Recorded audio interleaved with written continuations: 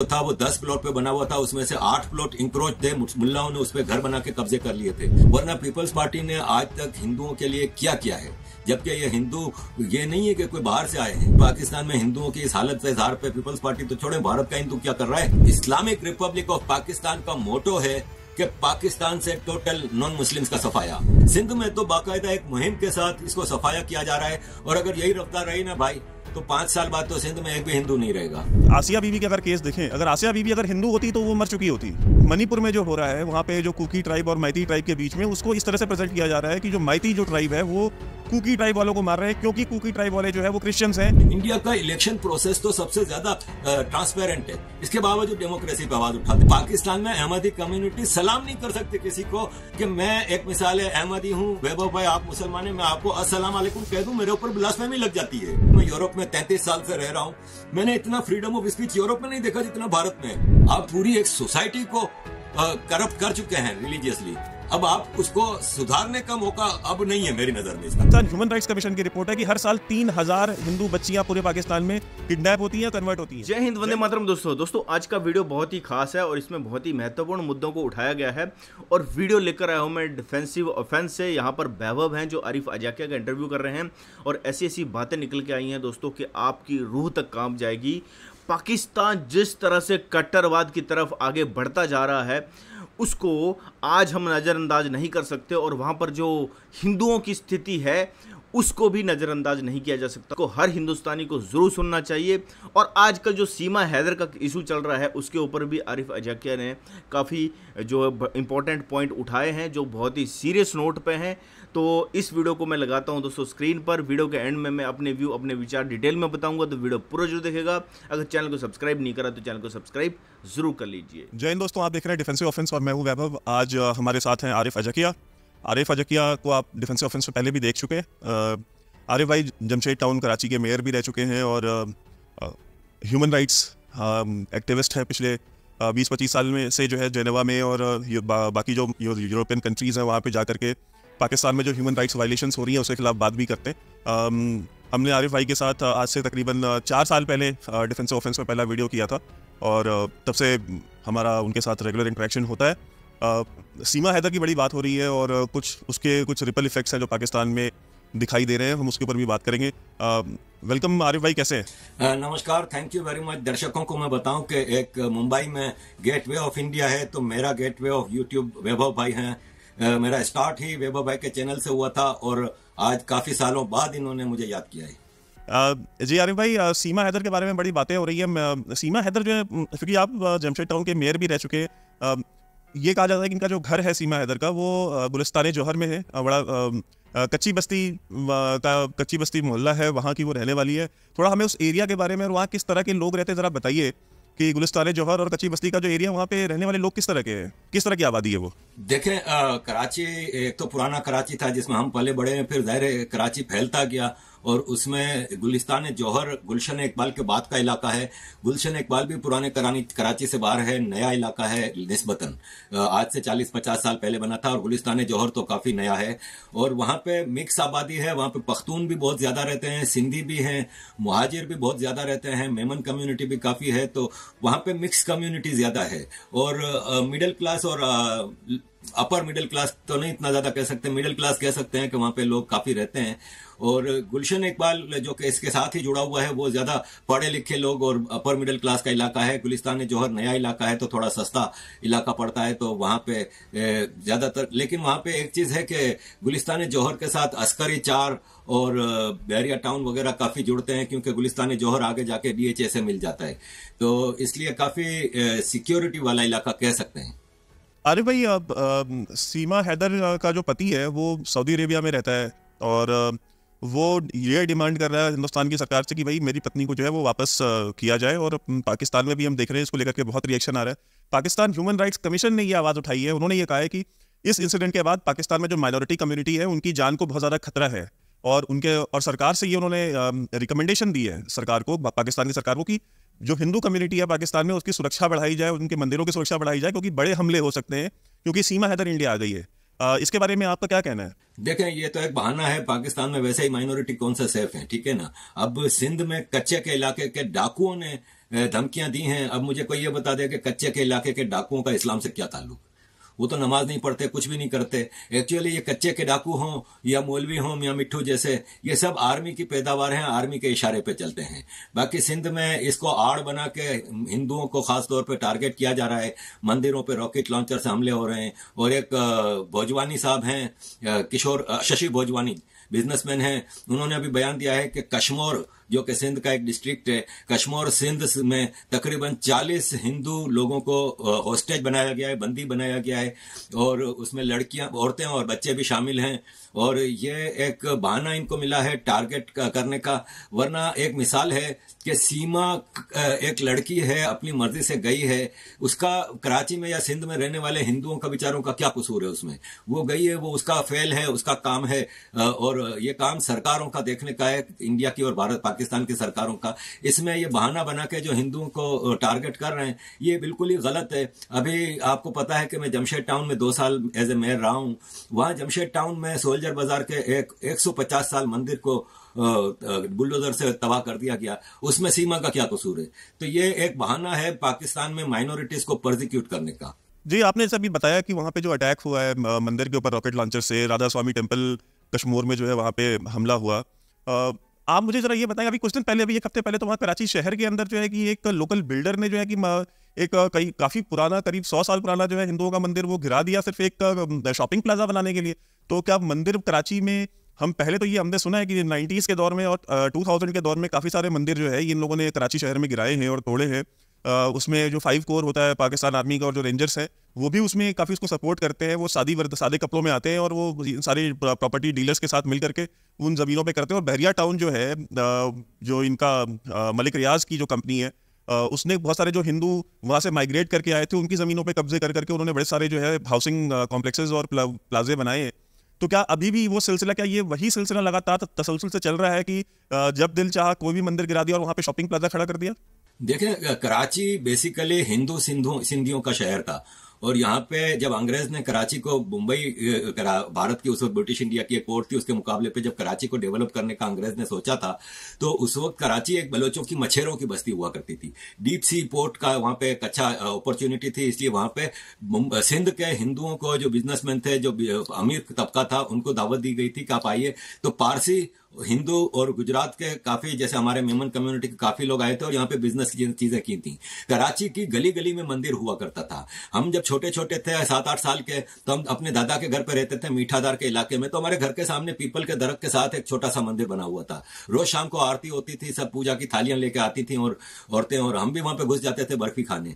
हमने बचपन में कराची में हर गली, हर मोहल्ले में मंदिर देखा था। आज आपको कराची में गिनती के 4-5 मंदिर मिलेंगे इतने बड़े शहर में। वो सब खत्म कर दिए गए, वो सब गायब हो गए। और यह है कि बिल्डर माफिया ने तो ये सब चीज की। अब एक इवैक्यू प्रॉपर्टी का जो कानून बना था कि जो यहां से सिंधी गए हैं भारत में, उनको वहां पे अपनी प्रॉपर्टी जो पाकिस्तान में छोड़ के आए हैं उसके बदले में वहां पे जगह मिलेगी, और जो वहां से मुसलमान आए हैं उनको यहां पे मिलेगी। लेकिन ऐसा कुछ, मेरे को नहीं पता भारत में क्या हुआ, लेकिन पाकिस्तान में ऐसा कुछ हुआ नहीं। हम आजक गांव में रहते थे, गुजरात के, हमारा अपना घर आज भी मौजूद है। मैं लास्ट ईयर गया था तो मैं अपने उस घर में गया था, उस पर आज भी ताला लगा हुआ है, वही पुराना ताला, 70-80 साल पुराना ताला।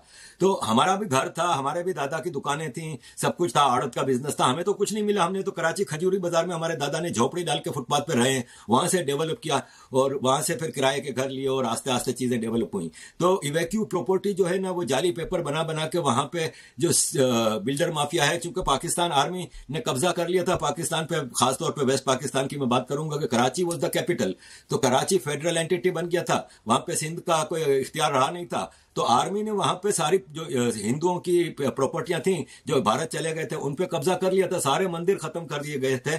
हम बचपन में देखते थे कि शिवरात्रि आती थी, नवरात्रि आती थी, दिवाली आती थी, तो कराची में ईद के लेवल की ना सही लेकिन फिर भी पूरे कराची में सेलिब्रेशन होती थी। आज तो सवाल ही नहीं पैदा होता था, वो बेचारे मंदिर के अंदर बैठ के अपनी दिवाली मना लेते हैं और बाहर तो कुछ करने का सोच भी नहीं सकते ये। जी, अच्छा, इसमें एक चीज़ ये भी है कि जो मियाँ मिट्ठू की अगर हम बात करें, उसका जो रियल नाम है अब्दुल हक, भरचुंडी शरीफ पे ये बैठता है और पीपल्स पार्टी जो कि बड़ी लिबरल, सेक्युलर और ह्यूमन राइट्स की चैंपियंस जमात कही जाती है, और आज की डेट में जो पाकिस्तान के विदेश मंत्री हैं जिनको कश्मीर में और हिंदुस्तान के किसी भी कोने में हो रही 15 चीज़ों की उनको बड़ी चिंता और फिक्र होती है, और हिंदुस्तान के प्राइम मिनिस्टर को वो गुजरात से जोड़ करके ये कहते हैं कि द बुचर ऑफ गुजरात के नाम से प्राइम मिनिस्टर मोदी को वो एड्रेस करते हैं अमेरिका में खड़े होकर के। इसी अब्दुल हक को, जो कि 7-7 साल की, 8-8 साल की हिंदू बच्चियों का कन्वर्जन करवाता है एक दरगाह में बैठ करके, और आर्म्ड मिलिशिया बंदूकधारी लोगों को छोड़ता है उन हिंदू परिवारों को तंग करने के लिए जिनके घर की ये बच्चियां होती हैं। ये पीपल्स पार्टी से नेशनल असेंबली का मेंबर रह चुका है, सांसद रह चुका है वहां पे 2008 से 2013 के दौर में। तो ये पीपल्स पार्टी और ये जितनी भी पार्टियां जो ये घड़ियाली आंसू बहाती हैं, और ये जो टॉप लेवल पे इस्लामाबाद में बैठे हुए लोग बोलते हैं कि नहीं ये तो बहुत हिंदुस्तान में तो एक्चुअल तो जुल्म हिंदुस्तान में हो रहा है, हमारे यहाँ तो कोई इक्का दुक्का केसेस हैं। ये रिंकल कुमारी का जब केस हुआ था उस समय ये मेंबर था नेशनल असेंबली का, और पीपल्स पार्टी ने की मुंह से आवाज नहीं निकली थी, भुट्टो फैमिली या जरदारी के मुंह से आवाज नहीं निकली थी जब रिंकल कुमारी का केस हुआ, अगर आपको याद हो उस छोटी बच्ची का। तो इस तरह के न जाने कितनी सैकड़ों हजारों बच्चियों का ये इस तरह से फोर्सेबल कन्वर्जन करवा चुका है, और इसको अब एक सीमा हैदर की फिक्र पड़ी जो कि खुद अपनी मर्जी से आई है हिंदुस्तान, उसको कोई लेके नहीं आया, वो जासूस है नहीं है उसके बारे में मुझे नहीं पता, डोवाल साहब ने मुझे नहीं बताया है, लेकिन अगर वो जासूस हो चाहे ना हो, लेकिन इसके ऊपर जो वहां से जो रिएक्शन आ रहा है, हमारा वीडियो आज का उसके ऊपर है। तो आपको क्या लगता है कि ये मियां मिट्ठू और ये सारे के सारे जो जितनी मेन स्ट्रीम पॉलिटिकल पार्टीज है, ये मियां मिट्ठू के ऊपर आवाज क्यों नहीं निकालती हैं और इनको और इस तरह कैरेक्टर्स को इंडोर्स क्यों करती हैं वो? देखें वैभव भाई, बात दरअसल ये है कि मियां मिट्ठू ने अभी बयान दिया है कि सीमा हैदर को वापस लाओ, अगर नहीं लाए तो फिर मैं गारंटी नहीं दे सकता यहाँ के हिंदुओं की सिक्योरिटी का।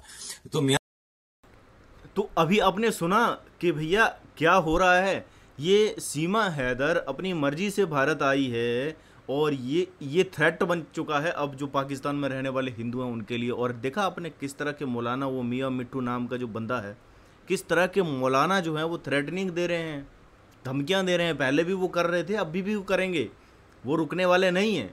लेकिन भारत में बैठे हुए कुछ ऐसे सेकुलरों को ये चीज़ अभी भी शायद समझ में नहीं आ रही है कि क्या है। अगर इसके अगेंस्ट में भारत ने आवाज़ नहीं उठाई और पाकिस्तान के अगेंस्ट में कोई कड़े एक्शन नहीं लिए, तो वहाँ पे रहने वाले जो माइनॉरिटी हिंदू है उनके लिए बहुत ही ख़तरनाक चीज़ हो सकती है। जान का खतरा तो उनको है ही, और ये कन्वर्ट करा के पूरा ख़त्म कर दिया है। और ये यही चाहते हैं कि 100% जो है वो पाकिस्तान, तो थोड़े मोड़े इक्का दुक्का जो बचे हुए हैं वो भी कन्वर्ट करके तुम लोग उनको मुसलमान बना दोगे, और मुसलमान भी आपस में लड़ रहे हैं वहाँ पर, तो पाकिस्तान का नाश तो होना तय है, लेकिन टाइम लगेगा। चलो आगे का वीडियो देखते हैं। मियां मिट्ठू एक आवाज है, ठीक है, सबसे खतरनाक आवाज है जो माइनॉरिटीज के खिलाफ सबसे ज्यादा काम करता है।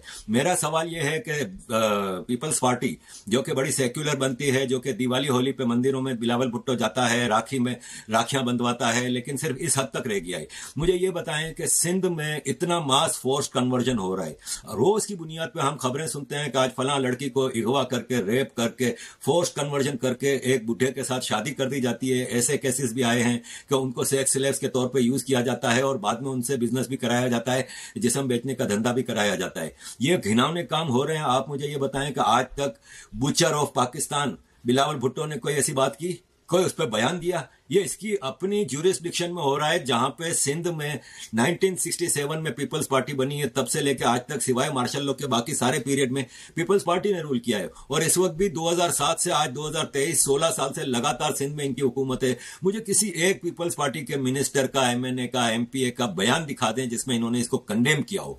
ये बिल्कुल कंडेम नहीं करते। पीपल्स पार्टी की ज्यूरिस्डिक्शन में पाकिस्तान के 90% हिंदू रहते हैं, क्योंकि पाकिस्तान में, पंजाब में क्रिश्चियन बहुत हैं, लेकिन सिंध में हिंदू बहुत हैं, और ये सारे पीपल्स पार्टी की ज्यूरिस्डिक्शन में रहते हैं। पीपल्स पार्टी को पता है कि इनका वोट खतरे में पड़ जाएगा अगर इस पे इन्होंने आवाज उठाई, क्योंकि मुसलमान फिर आवाज उठाएगा, मुसलमान इनको बोलेगा। जब मैं भी कराची में मेयर था, और मैं वहां का जो सबसे बड़ा मंदिर है श्री हनुमान पंचमुखी मंदिर, जो दुनिया के 4 पुराने तरीन मंदिरों में से एक है, उनके काफी मसाइल थे। उनके मंदिर जो था वो 10 प्लॉट पे बना हुआ था, उसमें से 8 प्लॉट इंक्रोच थे, मुल्लाओं ने उसपे घर बना के कब्जे कर लिए थे। तो केस अदालत में चल रहा था, तो मैं भी जाता था, तो मुझे वो मुल्ला पकड़ के कहते थे कि तू हमारे साथ है कि तू हिंदुओं के साथ है, मुसलमान नहीं है क्या तू? तो वहां पे ये आपको पता है कि जिस किस्म की तरबियत मदरसों में लोगों की गई है, तो पीपल्स पार्टी को ये खतरा है कि भाई हमारा वोट बैंक खतरे में पड़। अब समझ रहे हो आप, यहाँ पर देखिए, भारत में जब कभी भी किसी भी ऐसे इलीगल कंस्ट्रक्शन हो रहा है, जैसे यूपी में जो योगी हैं वो उन इलीगल कंस्ट्रक्शंस के ऊपर, क्योंकि जो ये माफिया हैं, जो ये अभी जो अपना कावड़ियों के ऊपर और वो जा रही थी कावड़ियों की, उसके ऊपर थूका है किसी मुल्ले ने, तो उसकी इलीगल प्रॉपर्टी के ऊपर बुलडोजर चला है। तो बुलडोजर जो चल रहा है ना, वो इलीगल प्रॉपर्टी के ऊपर चल रहा है। तो यहाँ के भारत में बैठे हुए जो सेकुलर है ना, वो हाय तौबा मचाते हैं, हाय ये तो तोड़ दिया, हाय ये तोड़ दिया। ये नहीं वो देखते कि ये सबसे पहली बात है वो इलीगल है, दूसरा जिस बंदे का वो है वो भी मॉरली भी सही नहीं है, वो हिंदुओं से नफरत करता है। मजहब, अगर आप कहते हो कि भारत एक सेकुलर मुल्क है, तो अगर सेकुलर मुल्क है तो उस सेकुलरिज्म का सम्मान हर लेवल पे होना चाहिए। क्यों नहीं ये जो भारत में रहने वाले मुस्लिम हैं वो हिंदुओं की रिस्पेक्ट कर रहे हैं। यहाँ पर बकरीद मनाई जाती है तो न जाने कितनी गायों को काटा जाता है। तो यहाँ पर जो माइनॉरिटी मुसलमान हैं उनको जरा भी शर्म नहीं है कि हम अपने हिंदू भाइयों की भावनाओं की कदर करें, उनको जरा सी भी शर्म नहीं है। इतने बेशर्म लोग ये भारत के जो कट्टरपंथी हैं। और दूसरा, पाकिस्तान में देखिए यहाँ पर बिल्कुल ही उल्टा है, वहाँ पर सेकुलरिज्म तो है ही नहीं। और अगर कोई हिंदुओं के पक्ष में कोई आवाज़ भी उठाता है तो उसको बोला जाता है कि तू इनकी तरफ है कि हमारी तरफ है, तू हिंदुओं की तरफ है कि तू मुसलमानों की तरफ है। अगर कोई वहाँ पर आवाज़ उठाता है, आज आरिफ अजाकिया पाकिस्तान में जा नहीं सकता, वहाँ पर इन कट्टरपंथियों का इतना बोलबाला है। और ये सीमा हैदर की बात करते हैं, सीमा हैदर अपनी मर्जी से भारत आई है और भारत की सरकार जब चाहे उसे वहाँ पर भेज सकती है। लेकिन ये लोग इतने गिर गए हैं, ये लोग इतने घिरे हुए हैं, इतने घिनौने ये लोग हैं कि भैया वहाँ पर रहने वाले जो निर्दोष लोग हैं उनको भी प्रताड़ित करने से ये पीछे नहीं हटेंगे, क्योंकि इनके दिमाग में वो मजहबी कट्टरपंथी जो है वो सोच बैठी हुई है। ये मजहबी कट्टरपंथी हमेशा समाज दुनिया के लिए खतरा है। इसलिए जागो, जितने भी लोग हैं, मैं ये कह रहा हूँ कि आपको इस चीज़ के ऊपर ज़रूर सोचना चाहिए कि ये क्या दुनिया में हो रहा है और इसके ऊपर एक्शन सरकार को ज़रूर लेना चाहिए, भारत की सरकार को ज़रूर लेना चाहिए। पाकिस्तान ऐसे कैसे उन माइनॉरिटी के ऊपर जो है वो अन्याय कर सकता है, उसके ऊपर जब तक इंटरनेशनल लेवल पर आवाज़ नहीं उठाई जाएगी। जैसे भारत में होता है ना, जैसे गुजरात में हुआ, वो गोधरा में वो 50-60 जो कार सेवक थे उनको ट्रेन में जला दिया, जिंदा जला दिया। जलाने वाले कौन थे? और फिर उसकी विरोध में जब वो प्रतिरोध हुआ तो गुजरात के दंगे हुए, और उन दंगों में भी जो लगभग कहते हैं कि 1200-1300 लोग मरे, उन 1200-1300 लोगों में भी जो है वो 700-800 मुसलमान थे, 400-500 शायद हिंदू थे। ठीक है, हमारे तो दोनों थे, थोड़ा बहुत आगे पीछे था, लेकिन उसको आगे पीछे को भी इतना बढ़ा चढ़ा के दिखाया गया कि ये तो बुच्चर ऑफ गुजरात, ये। अरे पाकिस्तान की हालत आपने देखी है, क्या हो रहा है वहाँ पर, इतना जेनोसाइड हिंदुओं का करा है। और सबसे पहले जब भारत पाकिस्तान का पार्टीशन हुआ था, तब जो ट्रेनें वहाँ से आई थी, सबसे पहले ट्रेन कट के आई थी, अमृतसर रुकी थी, तो वहाँ पर वो किसने शुरुआत करी थी सबसे पहले मार काट की? कह रहे हिंदुओं काटना हमसे सीखो, ऐसा ट्रेनों के ऊपर लिखा हुआ आया था। भाई इतिहास से सबक लेना बहुत ज़्यादा जरूरी है। आगे वीडियो देखते हैं।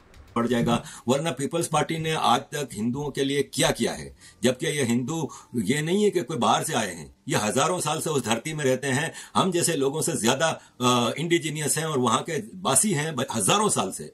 लेकिन जिस किस्म की जिंदगी वो गुजार रहे हैं वैभव भाई, आप सोच भी नहीं सकते। मुझे सबसे ज्यादा अफसोस ये होता है कि हिंदुस्तान में किसी एक मुसलमान को सुई चुप जाए तो दुनिया के 54 इस्लामिक मुल्कों में हंगामा मच जाता है। लेकिन पाकिस्तान में हिंदुओं की इस हालत से इजहार पे पीपल्स पार्टी तो छोड़े, भारत का हिंदू क्या कर रहा है? भारत में कोई इसके ऊपर आवाज उठाता है? इन्होंने इसको ऑर्डर ऑफ द डे बना लिया कि ये तो चलो रोज की बात है, अब छोड़ो, क्या करें इस पे बात करके। तो पीपल्स पार्टी हो, मुस्लिम लीग नून हो, ये सब आपको पता है कि अपने वोट बैंक के लिए इस घिनौने काम के खिलाफ कभी आवाज नहीं उठाई। इन्होंने किसी ने आवाज नहीं उठाई। मियां मिट्टू 2008 से 2013 तक पीपल्स पार्टी का था मेंबर ऑफ असेंबली, लेकिन इसके बाद इसने पीटीआई भी ज्वाइन की थी। इमरान खान ने खुद इसके गले में वो पीटीआई का पट्टा डाला था। तो ये मियां मिट्टू एक ऑर्गन है। दूसरा, आपने तस्वीरें देखी होंगी, गूगल पे जाके देख लें, राहिल शरीफ के साथ, कमर जावेद बाजवा के साथ, आर्मी के ऑफिसर्स के साथ इसकी पिक्चर्स हैं। ये उनके साथ मीटिंगों में बैठता रहा है। ऐसा कौन सा इतना बड़ा ये नेता है, लीडर है कि उसके साथ आर्मी के भी कनेक्शंस हैं, उसके साथ सारी पॉलिटिकल पार्टियों के कनेक्शंस हैं। मतलब ये स्टेट का, मैं कहता हूं अगर कोई महिलाओं को टारगेट करता है तो वो नामर्द है, वो नपुंसक है। अगर कोई महिलाओं को टारगेट कर रहा है, अगर पाकिस्तान में बैठकर आप सोचते हो कि आप उन लड़कियों को टारगेट कर रहे हो, आप एक कमज़ोर पक्ष को टारगेट कर रहे हो, तो आप मर्द के बच्चे नहीं हो। मर्द के बच्चे हो तो सामने आके बात करो। ये छुप के सिर्फ लड़कियों को उठा के ले जाना और फिर उनको जो है वो रेप करना, कन्वर्ट करना, ये काम करते हैं ये मुल्ला जिसका नाम ये मियाँ मिट्ठू है। ऑर्गन है। देखें, एक बात मैं आपको साफ बता दूं कि इस्लामिक रिपब्लिक ऑफ पाकिस्तान का मोटो है कि पाकिस्तान से टोटल नॉन मुस्लिम्स का सफाया। एक बार नॉन मुस्लिम्स का सफाया हो जाएगा, इसके बाद शियाओं के ऊपर ही आएंगे। अहमदियों को भी काफी डिक्लेयर कर दिया, अहमदी भी मुल्क छोड़ के जा रहा है, पारसी जा चुका है, आगा खानी जा चुका है, अब थोड़े बहुत बेचारे हिंदू रह गए। और पंजाब के जो क्रिश्चियन हैं, पंजाब में आपको मैं बताऊं वो चीज नहीं हो रही जो सिंध में हो रही है, क्योंकि वो भी पंजाबी हैं। वो एंग्लो इंडियन थे जो अंग्रेज के जमाने में क्रिश्चियनिटी की तरफ गए थे, लेकिन है बेसिकली पंजाबी। पंजाब में ये चीजें नहीं हो रही, फोर्स कन्वर्जन और वो इस लेवल पे कोई चीज नहीं हो रही जो सिंध में हो रही है। सिंध में तो बाकायदा एक मुहिम के साथ इसको सफाया किया जा रहा है, और अगर यही रफ्तार रही ना भाई, तो 5 साल बाद तो सिंध में एक भी हिंदू नहीं रहेगा। जी अरे भाई, इसमें अगर मैं आपसे ये कहूँ कि पंजाब में जो नॉन मुस्लिम आबादी है वो ज्यादातर जो है वो क्रिश्चियन है, वो हिंदू या सिख नहीं है। और इसमें जो सबसे बड़ी प्रॉब्लम आती है क्रिश्चियंस को कन्वर्ट करने में कि फिर ये IMF, वर्ल्ड बैंक और जो यूरोपियन कंट्रीज और नॉर्थ अमेरिकन जो डोनेशंस आती हैं वो बंद हो जाती हैं, उनमें बहुत इम्पैक्ट पड़ता है। और ये चीज़ मैं नहीं कह रहा हूँ, ये पाकिस्तानी मीडिया में आज से 7-8 साल पहले, 10 साल पहले इन प्रोग्राम्स में डिस्कस होती थी कि ये सारी चीज़ें सिंध में क्यों हो रही हैं, पंजाब में क्यों नहीं हो रही हैं। तो अगर आप आसिया बीबी के अगर केस देखें, अगर आसिया बीबी अगर हिंदू होती तो वो मर चुकी होती। आसिया बीबी अगर वो कनाडा चली गई या उसको पाकिस्तान की हुकूमत ने वहां से निकाल करके उसको दूसरे मुल्क भेज दिया तो सिर्फ इसलिए क्योंकि वो क्रिश्चियन थी। अगर वो हिंदू होती तो नहीं जा सकती थी, कोई चांस ही नहीं था। और मैं आज सुबह भी देख रहा था कि एक अमेरिकन पब्लिकेशन है, मैं नाम नहीं लेता, उसमें एक पूरी की पूरी खबर छपी है इस चीज़ की कि मणिपुर में जो हो रहा है वहाँ पे जो कुकी ट्राइब और मैती ट्राइब के बीच में उसको इस तरह से प्रेजेंट किया जा रहा है कि जो मैती जो ट्राइब है वो कुकी ट्राइब वालों को मार रहे हैं, क्योंकि कुकी ट्राइब वाले जो है वो क्रिश्चियंस हैं और मैती जो हिंदू हैं और वो जमींदार हैं और वो उनके ऊपर जुल्म ज़्यादती कर रहे हैं। और 60,000 जो कुकी ट्राइब के लोग हैं उनको डिस्प्लेस कर दिया, जो कि फैक्चुअली बिल्कुल इनकरेक्ट है, झूठ है सरासर। लेकिन अमेरिकन मीडिया उस झूठ को पुश कर रहा है। तो जहाँ पे भी इन मिशनरीज का या क्रिश्चियन पॉपुलेशन की बात आती है तो वहाँ पे यूरोपियंस और अमेरिकन खड़े होते हैं, उसके ऊपर स्टैंड लेते हैं, उनकी ब्यूरोक्रेसी खड़ी होती है। अगर सामने नहीं खड़ी होती तो पर्दे के पीछे से प्रेशर डालती है। लेकिन आपने एक बहुत सही बात कही कि हम क्या करते हैं। सीमा हैदर के लिए पाकिस्तान में रानू शर जो डाकू है वो ये स्टेटमेंट दे देता है कि अगर उसको वापस नहीं किया गया यहाँ पाकिस्तान तो सिंध में जितने मंदिर हैं हम सभी मंदिरों को हम बम से उड़ाएंगे और हम सबके ऊपर रॉकेट लॉन्चर से हमले करेंगे। मियाँ मिट्ठू बयान देता है। पाकिस्तान में हम देखते हैं कि पाकिस्तान में डाकू से लेकर चोर से लेकर के हर एक कम्युनिटी खड़ी हो जाती है उस बात पे। हमारे यहाँ पे मैं आपको रियलिटी बताऊं, हम जब भी पाकिस्तानी हिंदू कम्युनिटी के ऊपर वीडियो बनाते हैं तो लोग सबसे कम देखते हैं। मैं आपको फैक्ट बता रहा हूँ, डिफेंसिव ऑफेंस में अगर आप जो हमारे व्यूअर्स हैं आप जाकर के हिस्ट्री देख लीजिए, जितने भी वीडियो माइनॉरिटीज के ऊपर बनाए गए। अभी मैंने रिसेंटली 1 महीने पहले एक वीडियो बनाया था जय आहूजा के साथ, उससे बहुत कम व्यू आए, बहुत ही कम व्यू आते हैं पाकिस्तानी हिंदुओं की जब हम बात करते हैं। हमारे यहाँ तो लोग सुनना और देखना भी नहीं चाहते, उनके लिए खड़ा होना, उनके लिए स्टैंड लेना तो बहुत दूर की बात है। खैर हम आगे बढ़ते हैं इस पर। भाई US commission on international religious freedom, इसके जो चेयरमैन है अब्राहम कूपर, उनका स्टेटमेंट आया है। उन्होंने कहा है कि हिंदुस्तान में जो माइनॉरिटी है, जो अल्पसंख्यक है, उनके लिए हालात सीरिया जैसे हो चुके हैं। तो आप मुझे ये बताया, आप अभी हिंदुस्तान होके गए हैं, आप भी खुद भी मुस्लिम हैं, आप मुझे बताइए कि क्या वाकई में आपको इंडिया कैसा लगा कि यहाँ पे ये सीरिया में आप आ गए हैं और आप एलेप्पो में या डेमास्कस में कहीं आप घूम रहे हैं? देखें, ये एक इंटरनेशनल इकोसिस्टम है। अभी प्राइम मिनिस्टर नरेंद्र मोदी जी गए थे अमेरिका, तो वहां के थिंक टैंक और बड़े बड़े अखबारों के एडिटोरियल लिख रहे थे कि इंडिया की डेमोक्रेसी खतरे में है। कभी आपने सुना है कि इन्होंने पाकिस्तान की डेमोक्रेसी पे बात की हो? पाकिस्तान में तो डेमोक्रेसी है ही नहीं सिरे से। वहां तो ऑटोक्रेसी है, थियोक्रेसी है, स्ट्रेटोक्रेसी है। वहां तो हर चीज आर्मी डिसाइड करती है। कभी इन्होंने पाकिस्तान की आर्मी के बारे में, डेमोक्रेसी के बारे में बात की? कभी अरबियन गल्फ स्टेट या कहीं और आप देख लें जहां पे होती है। इंडिया की डेमोक्रेसी के बारे में बात करते हैं जो कि अमेरिका की डेमोक्रेसी से ज्यादा स्ट्रांग है। अमेरिका के इलेक्शंस पे हर इलेक्शन के बाद सवाल उठता है। इंडिया के ऑपोजिशन लीडर्स बेशक हर चीज में मुखालफत करते हैं गवर्नमेंट की, लेकिन कभी इलेक्शन के रिजल्ट पे उन्होंने आवाज नहीं उठाई कि इसमें धांधली हुई है या कुछ हुआ है। इंडिया का इलेक्शन प्रोसेस तो सबसे ज्यादा ट्रांसपेरेंट है, इसके बावजूद डेमोक्रेसी पे आवाज उठाते हैं। इसी तरह आपने जो USCIRF की जो बात की है कि उन्होंने ये जो स्टेटमेंट दिया है, तो आप मुझे ये बताएं कि माइनॉरिटी की हालत पाकिस्तान में क्या है? ये किसी को बताने की जरूरत है कि कितना भयानक चेहरा है ये? आप छोड़ें हिंदू को, आप छोड़ें क्रिश्चियन को, सिख को। ये बकरा ईद पे अहमदी कम्युनिटी के 13 लोगों को गिरफ्तार किया गया सिर्फ इसलिए कि उन्होंने कुर्बानी की थी। भाई आपने इनको कॉन्स्टिट्यूशनली काफिर डिक्लेयर कर दिया, ठीक है, लेकिन जो भी है उनका एक मजहब है ना भाई, आप उसको इस्लाम का फिरका नहीं मानते ना माने, मजहब है ना, उस मजहब में उनको कहा गया है कि आप कुर्बानी करें, तो आप उनको उनके मजहबी फरीजा रोकने से कैसे रोक सकते हैं, मतलब अदा करने से कैसे रोक सकते हैं। मतलब पाकिस्तान में अहमदी कम्युनिटी सलाम नहीं कर सकती किसी को कि मैं, एक मिसाल है, अहमदी हूं, वैभव भाई आप मुसलमान हैं, मैं आपको अस्सलाम वालेकुम कह दूं, मेरे ऊपर ब्लास्फेमी लग जाती है। इस हद तक पाकिस्तान में इस्लामिक एक्सट्रीमिज्म है, इस हद तक वहां पे माइनॉरिटीज के खिलाफ एक्ट्स हो रहे हैं। मतलब अभी पाराचीनार में शिया कम्युनिटी, जिसको अभी तक काफिर नहीं डिक्लेयर किया गया पाकिस्तान के कॉन्स्टिट्यूशन में, पाराचीनार में शियाओं को मारा गया है, कई दिनों तक उनके ऊपर हमले होते रहे। ये पाकिस्तान की सिचुएशन है। इस पे जाहिर है एक इंटरनेशनल इकोसिस्टम है जो कि करता है काम। दरअसल भारत में डेमोक्रेसी है ना, तो इसलिए फ्रीडम ऑफ स्पीच है। और मैं समझता हूं कि मैं यूके में रहता हूं, मैं यूरोप में 33 साल से रह रहा हूं, मैंने इतना फ्रीडम ऑफ स्पीच यूरोप में नहीं देखा जितना भारत में है। वो लाइन क्रॉस कर जाते हैं, वो हेट स्पीच में चले जाते हैं। Hate speech is a heinous crime, hate speech बहुत बड़ा क्राइम है भारत में, उस पर चले जाते हैं। तो आपको बाहर के दुश्मनों की तो जरूरत ही नहीं पड़ती, आपके अंदर के बैठ के वहां पे Washington post, New York times, CNN सब जगहों पे बैठ के भारत के खिलाफ बात कर रहे होते हैं, और लाइन जो होती है ना फ्रीडम ऑफ स्पीच की, वो क्रॉस कर जाते हैं। तो इंटरनेशनल इकोसिस्टम को तो एक हथियार चाहिए जो कि भारत में आराम से मिल जाते हैं। अरे भाई, इसमें एक चीज ये भी है कि जो जखरानी ट्राइब है जिससे सीमा हैदर बिलोंग करती है, उस ट्राइब, उस कबीले के जो है कुछ लोगों का एक वीडियो 45 सेकंड का सर्फेस कर रहा है, सर्कुलेट कर रहा है, जिसमें वो हाथ में बंदूकें लेकर के खड़े हैं और ये धमकियां दे रहे हैं कि अगर सीमा हैदर को अगर वापस नहीं किया हिंदुस्तान ने, तो हम पाकिस्तान में रहने वाले जितने भी हिंदू हैं इन सबको मार देंगे और इसका अंजाम जो है इनको भुगतना पड़ेगा। तो आप मुझे बताएं ना कि वो जखरानी ट्राइब के लोग हों, वो मियाँ मिट्ठू हो, वो बाकी आपके सारे आर्म्ड मिलिशियाज हों, या ये रानू सर जो डाकू है ये हो, ये सारे के सारे मिलकर के एक ही बात कर रहे हैं कि सीमा हैदर को वापस करो, सीमा हैदर को वापस करो, वरना हम हिंदुओं को मारेंगे। अच्छा, वो हिंदू जो पाकिस्तान में रह रहे हैं वो पाकिस्तान के सिटीजन हैं, वो इंडियन सिटीजन तो नहीं है अभी फिलहाल में, अगर आप लीगली देखा जाए। आप ये जो लोग कह रहे हैं, जो इस तरह के जो धमकियां दे रहे हैं, क्या आपको लगता है कि पाकिस्तान में कभी भी इनके खिलाफ कभी कोई कार्रवाई हो सकती है कि यार हमारे यहाँ पे आप सपोज कह रहे हैं कि मैं कल को खड़ा हो जाऊं हाथ में 4-5 बंदों को लेकर के, बंदूक लेके, और मैं इंडिया में रहने वाले जो मुस्लिम्स हैं मैं इनके खिलाफ स्टेटमेंट देने शुरू कर दूं, गॉड फॉरबिड कि मैं ये कहूं कि अगर पाकिस्तान में अगर हिंदुओं के ऊपर अत्याचार हो रहे हैं वो नहीं बंद हुए तो फिर हम यहाँ पे मुसलमानों को मारेंगे। तो पाकिस्तान तो जो करेगा सो करे। सबसे पहले तो मुझे यहाँ की जो लोकल पुलिस स्टेशन वाले हैं, पुलिस जो है वो आकर के मुझे लेके जाएंगे और वो मेरे खिलाफ मुकदमे दर्ज करेंगे। एंड मैं आपको रियलिटी बता रहा हूँ कि फिर मुझे पता नहीं कि मैं कितने साल बाद फिर मैं जेल से बाहर निकलूंगा। तो इस तरह का जो ये जो रिएक्शन है, ये पाकिस्तान की जो स्टेट है या वहाँ की जो लॉ एनफोर्समेंट एजेंसीज हैं वो नहीं देती, या ये स्टेटमेंट वही दिलवाती ही है। देखें वैभव भाई, दरअसल सीमा हैदर का जो केस है ना वो पॉलिटिकली मोटिवेटेड है।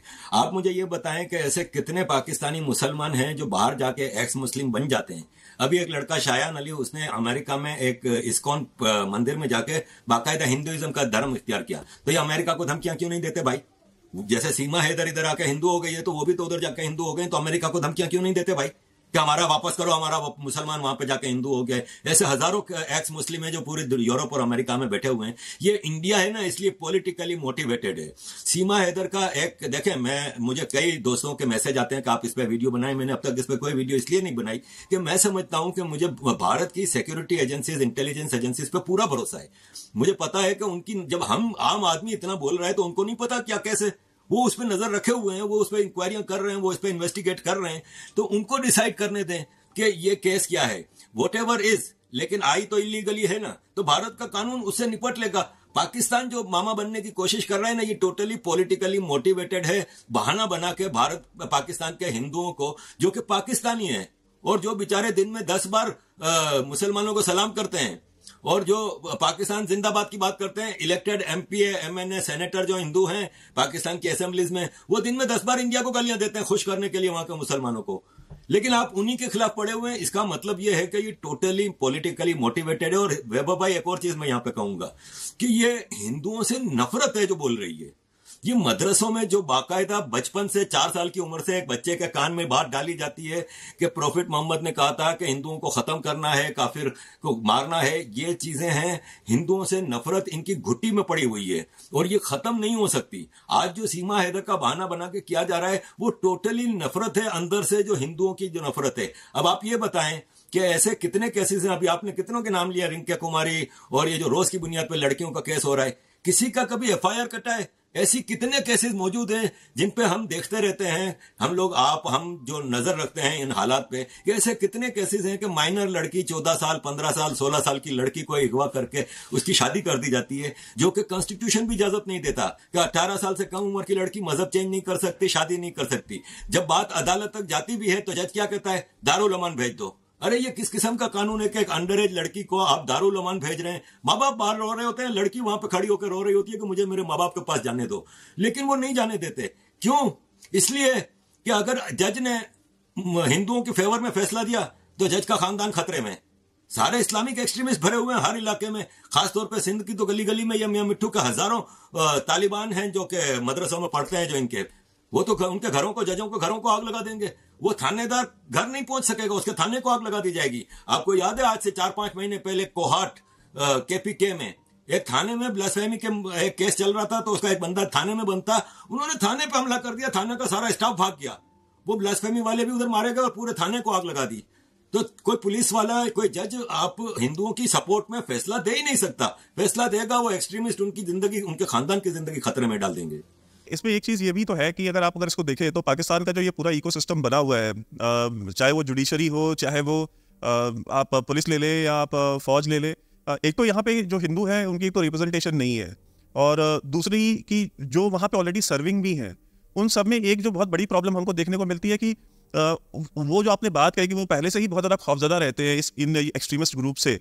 लेकिन आप मुझे एक बात बताएं कि ये टीटीपी से लड़ सकते हैं, ये बाकी जो आर्म्ड मिलिशियाज हैं उनसे लड़ सकते हैं, ये मियां मिट्ठू से और ये इन एक्सट्रीमिस्ट से क्यों नहीं लड़ पाते हैं? ये भाई ये थानेदार हुए, पुलिस स्टाफ हुआ, जुडिशरी हुई, ये भी तो जिंदगी का आगाज उसी मदरसे से करते हैं ना भाई। इस्लामाइज तो उनका भी दिमाग होता है ना। उसामा बिन लादेन भी तो एक इंजीनियर था ना, हाईली एजुकेटेड था ना, लेकिन था तो अंदर से वही मदरसा छाप। तो ये भी तो वही मदरसा छाप है ना, उनको भी तो जन्नत कमानी है ना। मसला ये है कि इनके भी अपने अपने नैरेटिव्स हैं। एक मुल्ला मस्जिद के मिंबर पे बैठ के खुतबा दे रहा होता है कि गुनाह से बचो, अल्लाह हर जगह है, अल्लाह देख रहा है, और जब वो बयान खत्म हो जाता है और मदरसा शुरू होता है बच्चों का, तो कमरे में एक बच्चे को ले जाकर उधर रेप कर रहा होता है। यानी कहने का मतलब यह है कि उस मौलवी को खुद अपनी बात पे भरोसा नहीं, कुरान की बात पे भरोसा नहीं कि अल्लाह हर जगह है। अगर उसको भरोसा होता कि कुरान सही है और उसमें यह लिखा भी सही है कि अल्लाह हर जगह है और देख रहा है, तो वो अल्लाह के घर के अंदर बच्चे का रेप कर रहा होता। तो मसला यह कि इन लोगों ने भी जन्नत कमाने के अपने नैरेटिव बना लिए हैं। हराम माल कमाएंगे और फिर उसे हज करने चले जाएंगे और समझेंगे कि अल्लाह को हमने बेवकूफ बना लिया क्योंकि हमने तो हज कर लिया, सारे गुनाह माफ। हराम माल से हज करते हैं। तो ये सब कहने की बातें हैं, इन लोगों का भी नैरेटिव है। देखें, मुल्ला ने जन्नत का आसान शॉर्टकट क्या दिया है कि आप एक काफिर को मुसलमान कर लें, आप पूरे खानदान के साथ जन्नत में जाएंगे। अब आप पूरी जिंदगी गुनाह करो, सब कुछ करो, आपने एक हिंदू लड़की को काफिर को मुसलमान कर दिया ना भाई, अब आपका जन्नत का टिकट पक्का हो गया। ये चीजें इनके जहनों में भरी हुई हैं, इनसे आप क्या तवक्को रखेंगे? ये आज की बात नहीं है, ये जियाउल हक के जमाने से हमारे दिमागों में गोबर भरा जा रहा है और आज इसकी तीसरी चौथी नस्ल तैयार हो गई है। आप पूरी एक सोसाइटी को करप्ट कर चुके हैं रिलीजियसली। अब आप उसको सुधारने का मौका अब नहीं है मेरी नजर में इसका। तो दोस्तों, आपने ये सुना वीडियो जहां पर आरिफ अजाकिया ने इन पाकिस्तानियों की सच्चाई बताई, और आपने सुना लास्ट वाला पार्ट कि भैया वहाँ पर ये बताया जाता है कि अगर आपने काफिर को कन्वर्ट कर लिया मुसलमान में तो आपको, आपके परिवार को डायरेक्ट जन्नत की टिकट मिल जाएगी। ये जो टिकटें बेच रहे हैं, ये जन्नत की जो टिकटें बिक रही हैं, भारत में बैठे हुए सेकुलर, भारत में बैठे हुए कट्टर और जितने भी मोमिन हैं, वो इस बात को अच्छे से समझ लें कि आप किस चीज़ को फॉलो कर रहे हो। आप वहाँ पर टिकटें बांट रहे हैं, आपके मजहब में टिकटें बट रही हैं, जन्नत की टिकटें बट रही हैं। आपके मजहब जो है वो एक झूठा मजहब साबित हो जाता है यहाँ से, क्योंकि जहाँ पर ऐसी टिकटें बिक्री हों वो मजहब नहीं, वो खुदा या ईश्वर या भगवान का नहीं हो सकता।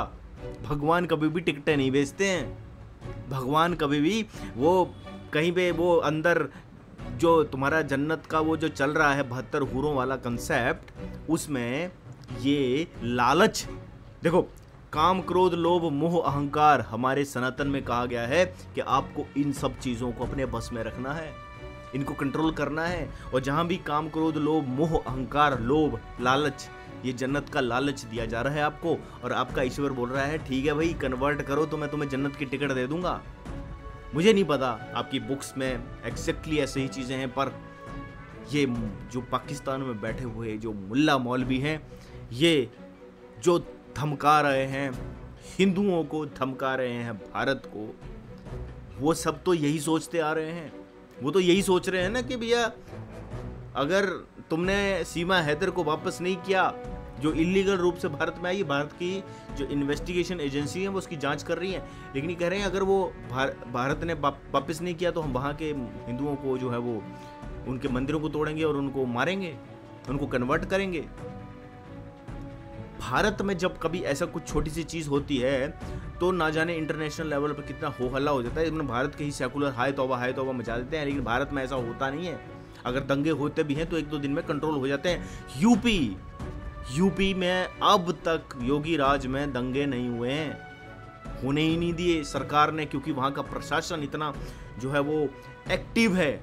हाँ, कोई दंगाई अगर कुछ करता है, पब्लिक प्रॉपर्टी को नुकसान पहुंचाता है, तो उसकी ज़मीन तक कुर्क कर दी जा रही है। वहाँ पर इलीगल कंस्ट्रक्शंस के ऊपर जो है वो बलडोजर चल रहा है। अगर कोई वहाँ पर दंगाई पाया जाता है तो उस दंगाई की जांच हो रही है कि उसने कितने इलीगल कंस्ट्रक्शन किए हैं, और जैसे उसका पता चल रहा है तो वहाँ पर बुलडोजर चल रहा है। तो बुलडोजर ऐसे नहीं चल रहा है। ये तो एक बात हो गई, लेकिन जो लास्ट वाला पार्ट जो है वो इस सारे वीडियो से जो निकल के आया मेरा फेवरेट है। और आप भी कमेंट बॉक्स में ज़रूर बताइए कि जो आपने लास्ट वाला पार्ट सुना आरिफ अजकिया जी का, जिसमें उन्होंने कहा है कि ये जन्नत की टिकटें बेच रहे हैं, ये कह रहे हैं कि अगर आप काफिरों को कन्वर्ट करके मुसलमान बना दोगे तो आपको जन्नत की टिकट डायरेक्ट मिल जाएगी, और ऐसा हो रहा है वहाँ पर। और ये जो मियाँ मिट्टू जैसे लोग तो बड़े खुश हो रहे हैं, हाँ हमने तो इतने हिंदुओं को कन्वर्ट कर दिया, अरे हमारी तो जन्नत की टिकट पक्की है, हमें उस टिकट लेने से कोई रोक नहीं सकता, और जन्नत में 72 हूरें मिलेंगी। ये 72 हूरें मिलेंगी जन्नत में। उन 72 हूरों की टिकटें पक्की हो चुकी हैं कुछ लोगों की। और अगर आप ऐसा कोई ईश्वर है जो इस टिकट को पक्का कर रहा है और आपको लालच दे रहा है, तो समझ लो वहां पर कोई ना कोई झोल है। आपको समझने की जरूरत है, दाल में कुछ काला नहीं है, पूरी की पूरी दाल ही काली है दोस्तों। सीमा हैदर को तो भारत, उसको इन्वेस्टिगेशन एजेंसी उसके ऊपर काम कर रही है, और उसके ऊपर जो भी प्रॉपर एक्शन भी ले लिया जाएगा, क्योंकि वो अपनी मर्जी से आई है, इलीगल तरीके से आई है, लेकिन अपनी मर्जी से आई है। लेकिन जो पाकिस्तान चीज़ें वहाँ पर कर रहा है, ये इंसानियत के अगेंस्ट में है, ह्यूमैनिटी के अगेंस्ट में है।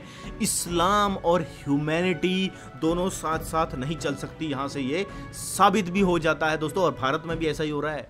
क्यों? बाबरी मस्जिद जो गिराई तो कितनी हाई तौबा मची कि भैया हमारी बाबरी मस्जिद तोड़ दी, लेकिन ये नहीं देखा कि वो बाबरी मस्जिद राम मंदिर तोड़कर बनाई गई थी।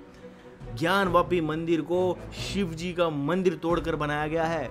ऐसे ही जो मथुरा में, काशी में जो भी इलीगल कंस्ट्रक्शंस इन्होंने करे हैं वो सब वैसे हैं, लेकिन ये लोग नहीं समझेंगे उस चीज़ को, क्योंकि इनमें ह्यूमैनिटी नहीं है, इंसानियत नहीं है दोस्तों। इंसानियत होना बहुत ज़रूरी है, इसलिए इंसान बनो, कट्टरवाद को छोड़ो। कुछ नहीं रखा है इस कट्टरवाद में, ये इंसानियत का दुश्मन रहा है हमेशा से और हमेशा से रहेगा। और विश्व की जितनी भी सत्ताएं जो कहती हैं कि ह्यूमैनिटी को आगे बढ़ाना है, इसके ऊपर ज़रूर काम करें, मिलकर काम करें और इस कट्टरवाद को ख़त्म करें, नष्ट करें। इसी के साथ दोस्तों वीडियो समाप्त करता हूँ, मिलूंगा नेक्स्ट वीडियो में। अगर वीडियो अच्छा लगा है तो वीडियो को लाइक जरूर कीजिए, अपनी राय अपने सजेशन कमेंट बॉक्स में ज़रूर बताइए दोस्तों, वीडियो को शेयर जरूर कीजिए, और मिलूंगा नेक्स्ट वीडियो में। तब तक दोस्तों जय हिंद, वंदे मातरम।